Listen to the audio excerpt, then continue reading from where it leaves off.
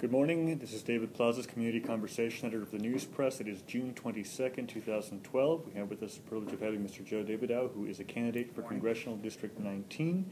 And before we begin, editorial board members, for the record, would you please introduce yourselves? We start Jim Powers. Pam Grothauser, Bonita Springs. Michelle Doherty. I'm an editorial board alumna and from Cape Coral. I'm Dick Kalfas from Cape Coral. And tell us, why are you running for this position? Well, I got in the race very early on, and it really came down to the fact that I love this country. I have an understanding of the way the system of government's moving, and that, in fact, the policies that have been in front of our Congress now, and the policies that are presented to the new Congress, are ineffective and inadequate. And out of just the love for the country and the opportunities that is bestowed upon me and upon the older generations of my family, I think that there are changes that can be made, changes that can be made to protect the future of America, and that very small things that we can get done. And so looking at it as an attorney, looking at it as an individual, looking at it as a business owner, when I see that what's up there isn't working and what's being presented for the future isn't going to work, I can't sit idly by. This country's too great to let go. I love this country, I love my family, I love my children, and so my child, and hopefully future children, and so that's why I got into the race. If elected, what would be your determinants of measuring your success in Congress? Measuring my success in Congress, I'm not sure I exactly... Sure. In terms of what would be for you successful? Would it be certain passing certain pieces of legislation or addressing certain issues? Well, I mean, and again, coming from the district, all right, because we're running for a congressional seat. We have 27 now. Prior to the census, we had 25. So you have to look at the makeup of your congressional district before you decide to run. And it was occupied. The seat was occupied by a Republican incumbent. Unfortunately, I disagreed with that incumbent's fiscal policy, and I made that very clear. And I wasn't going to allow that fiscal policy to go forward. So in essence, when I got into the race, I said, when I'm sitting here and I'm looking at it, instead of just saying, I don't like what you're doing, it's what can I do that will make this better? And I came up with my plan, which is uniquely JOBS, jobs, which are my pillars. And the J stands for just balance the budget, the O stands for oust the federal government from private life, the B stands for bring congressional reform, and the S stands for save American idealism. These pillars aren't just something that, each one simplifies a whole roadmap on how to get there, how to achieve the name of the pillar. And so I would hope that the entire Republican Party adopts the pillars. Because in essence, when you go back and you say, I'm a Republican, what does it mean anymore? We've kind of had an identity crisis in the party. And so I didn't just sit down and look at the fiscal policy that's going to come before Congress in the future. And I think Paul Ryan's doing a great idea.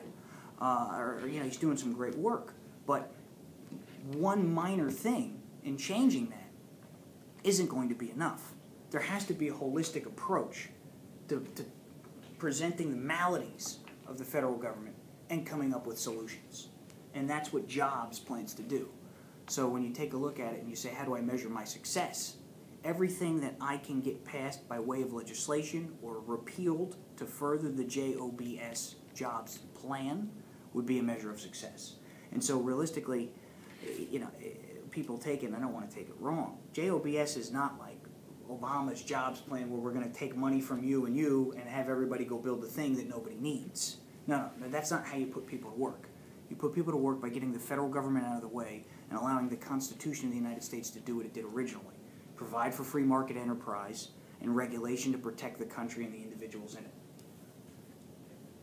Yes. You seem very dedicated, you seem very enthusiastic, and you seem to really embrace a set of principles.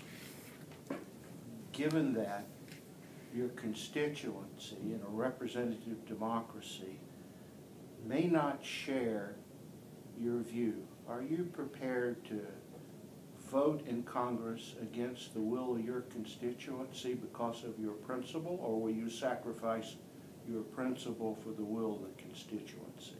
And it's always a difficult question, because what you're looking at is... That's why it's asked. Well, yeah, but the fact of the matter is even how it's asked doesn't necessarily cut to the core of the question in and of itself.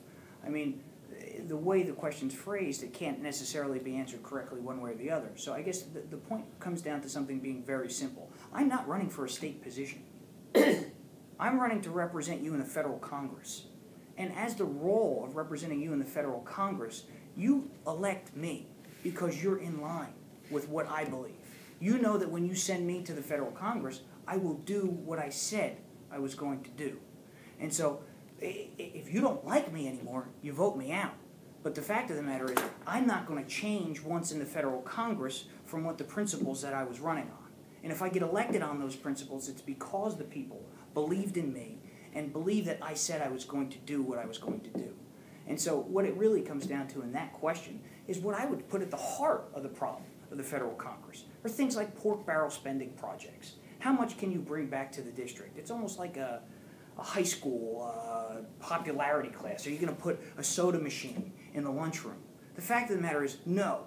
You get elected by the people to go represent them in the federal government and keep the federal government out of their lives to allow them to do what they can do as free citizens within this society. So the answer is? Depends. Okay. From the basement closet room that a freshman will get, Oh, absolutely, especially me. what do you think and how would you go about gaining any influence in advancing the JOBS principles that you pillars? espouse? What you have is a beautiful record of how individuals have voted on things in the past.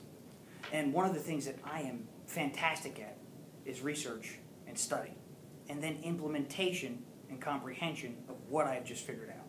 And so a lot of the bills, a lot of the policies that we'll be going through aren't something that's completely unique to the federal government. In fact, they've been tried in the past, and they failed for one reason or another. So in essence, I'm not coming out of here and creating whole cloth. No. I'm taking what has failed in the past, finding the individuals that are representatives in Congress assembled that have sponsored these things, or if otherwise wouldn't have sponsored because of certain things. Take, for example, a balanced budget amendment.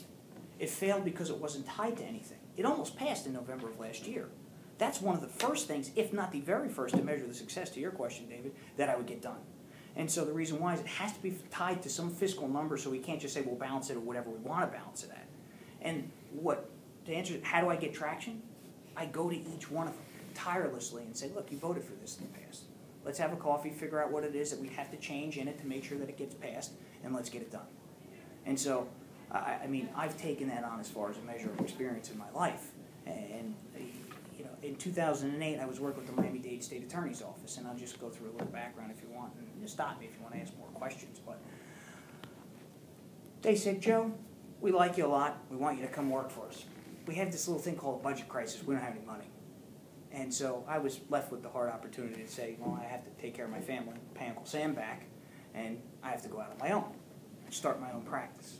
Now, how does a young attorney, never run a business before, figure out how to make a living, and in a market that's already been occupied by law firms that have established themselves, that have been in practice for years? It's about being principled. It's about being good at what you do, understanding the law, and conveying the message to your clients one-on-one. I've had people come to me and say, you know, I want you to do this, I want you to do that. And I'll flat out tell them, look, it's going to cost you too much money, and you're going to be better off doing something else other than filing a lawsuit. They come back to me a year after they went to another attorney, and they said, Joe, thank you for being honest. And so that principled nature has always carried me through. And when I have to go up against people who've been established in other courts and things like that and other law firms, it's not a measure of me bullying somebody else around. It's me being absolutely the best at what I can do when I get before that court.